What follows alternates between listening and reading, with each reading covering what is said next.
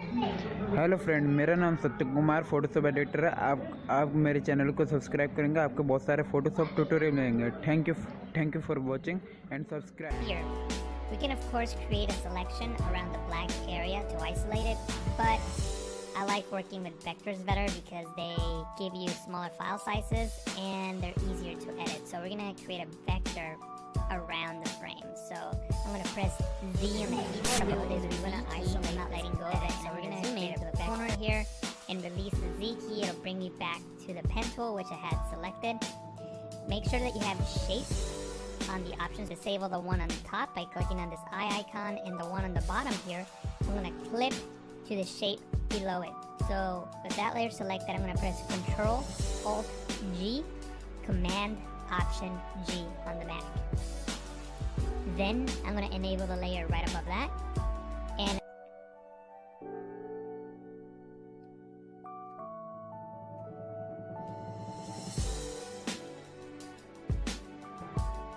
okay, now that I have the selection active around the snowboarder, I'm going to select that top layer and click on the layer mask icon to create a mask around the snowboarder. So what I'm going to do now is click on this top layer, hold shift and click on the layer below it so they're both selected. And I'm going to click on this little chain link icon here to link those two layers. What that allows you to do is when you move one of those layers with the move tool, it moves both. And they can be in different groups and they can be separated. So that allows us those two layers together. What I'm going to do now is press Control T, Command T to transform, to scale this and adjust it accordingly. If you can't see the corner handles that you want to click and drag on, you can press Control 0, that's Command 0 on the Mac, for the bird's eye view that allows you to see all four corner handles. Then I'm going to click and drag on this one here to scale it down by holding Shift, Alt, that's Shift, Option on the Mac.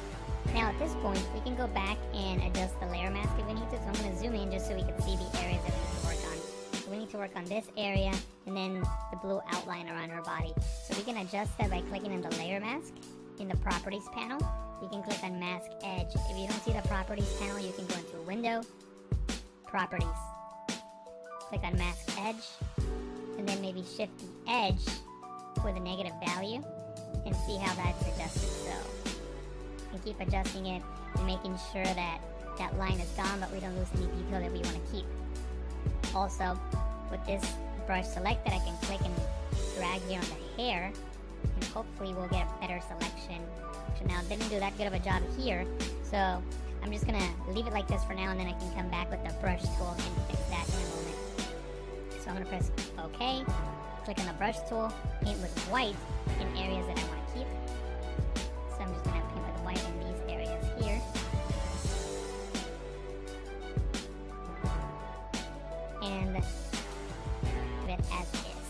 I'm gonna press Z on the keyboard, right click, and choose the screen. And what we're gonna work on now is extra elements that are gonna help our composite look much more realistic and much more interesting. So from the Adobe stock library, I downloaded two elements we're gonna use. We're gonna use this shovel with the snow, so let me just double click on that to open that up. And by the way, the links to these files are on the description. You have to download them from Adobe stock. They're not free, but you can use a watermark preview to practice on. So I would recommend you doing that just so that you can have a way to practice and learn. So the first thing I gotta do is get rid of the shovel. I'm gonna click on the lasso tool. I'm gonna make a selection around the shovel. And as you can see, it's not very accurate. It's okay. Then I can hold Shift and Backspace, or you can go into Edit, Fill to bring up the Fill menu.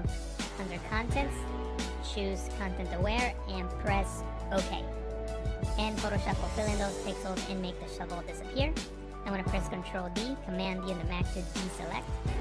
And this is what we're going to work with. The first thing that we need to do is mask out the snow from the ground. So I'm going to go into the Channels panel, and I'm going to look for the channel that's got the most contrast. In this case, the blue channel. I'm going to click and drag currently my foreground color. To fill with the foreground color, you can hold Alt, Backspace, Option, Backspace on the Mac. Then Control D, Command D on the Mac to deselect. Now we got to work on this bottom part.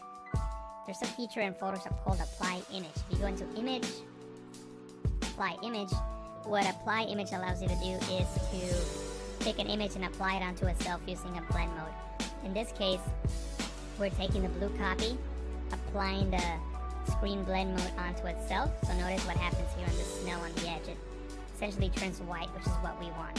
You could also, of course, apply a multiply blend mode and it'll give you a different result. In this case, I think I'm going to go with screen, and then I'll just work on the edges in the next step. So I'm going to press OK, and what I'm going to do now is go into image, adjustment, levels, and bring the levels to the right, the dark values to the right, so we have more contrast between T and the Mac. Adjust them accordingly. I'm holding shift as I'm clicking on these corner handles to keep the file constrained. The angle is not really matching my scene, so I'm going to right click on it and choose flip horizontal, and from here I can match the scene a little bit better, and I can even distort it if I want to. Maybe right click on it and choose distort just to get a better perspective of the scene that we're working with, maybe something like this. And option on the Mac and click on the layer mask icon to create a black layer mask which hides everything. Then with the brush tool, I can paint transform, that's Command T on the Mac, Control 0, Command 0 on the Mac, and scale this one in as well. And I'm going to zoom in and rotate this one into position, maybe right here. It needs to be in between the layer that's popping out as a subject and the layer that is clipped to the vector. So right in between those two. So now the snow follows through into the frame. Now the last thing we're going to do is we're going to work with shadows. So first of all, the snow here on the table, it needs a shadow. So I'm going to open up this group, double click on the snow layer here, and click on drop shadow. Notice a little drop shadow there. You can use the settings that I have here if you like. Notice that I'm not using black, I'm using a dark burgundy color, which is similar to that color you see right there, right under the frame. And just brought the intensity down to about 25% using multiply. And notice the light is coming from the right. The light on her face is coming from the right, and so is the light hitting the frame. So you sort of want to match that with the shadows. So the shadows will be on the left side, sort of like here behind the frame. So this is what this is showing.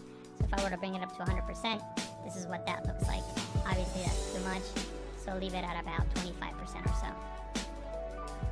And what I'm going to do now is right above this ETC, is not very accurate, it's okay, and it'll give you a different result. In this case, I think I'm going to go with screen, and then I'll just work on the edges in the next step. So I'm going to press OK, and what I'm going to do now is go into image, adjustment, levels, and bring the levels to the right, the dark values to the right, so we have more contrast between the snow and the ground. And remember, we're going to be making a selection. Anything that's white in this screen will be selected. Anything that is black will be deselected. So I'm going to drag this one over to the left a little bit. I'm looking at the edges here. And maybe drag this one to the left as well. And press OK. Now, what I'm going to do now is click on the brush tool, select black as my foreground color so I can paint with black. I'm going to increase the size of my brush by clicking on the right bracket key on the keyboard. And I'm just going to paint with black. And again, you don't have to be very accurate. As long as you get close enough, it should be good. And I'm just painting these pixels away, which represent floor.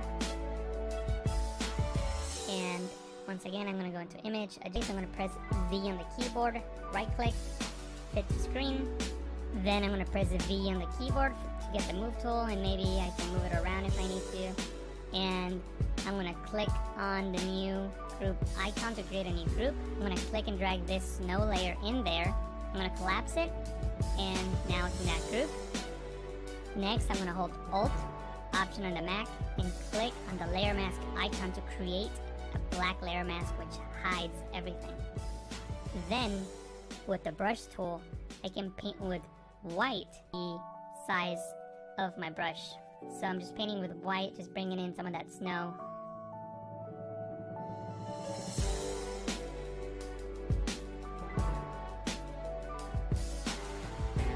And if you make a mistake, you can press X on the keyboard to paint with black and maybe shape snow a little bit better. maybe something like that. What we're going to do now is work with different elements. So I'm going to open up the libraries panel, and I'm going to open up this file here, which is these snow elements that were also downloaded from Adobe Stock. By the way, if you don't have Photoshop CC, you won't have the libraries panel, but you can still download the watermark previews onto your desktop and bring them into Photoshop as you would any other image. So you can still work with the previews. So what I'm going to do now is just select one of these elements and bring it over to the file that I'm working with. So I'm going to click on the lasso tool, and I'm going to select this element first. So I'm going to select it, go to edit and copy, or you can press Ctrl C.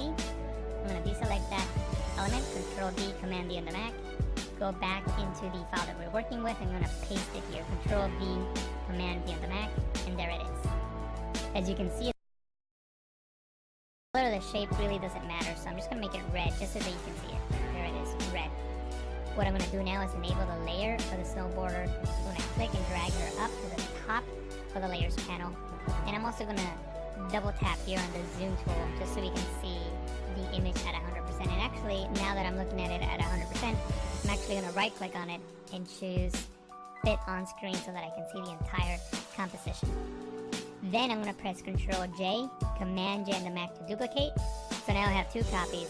I'm going to disable the one on the top by clicking on this eye icon, and the one on the bottom here, I'm going to clip to the shape below it. So with that layer selected, I'm going to press Ctrl Alt G, Command Option G on the Mac. Then I'm going to enable the layer right above that, and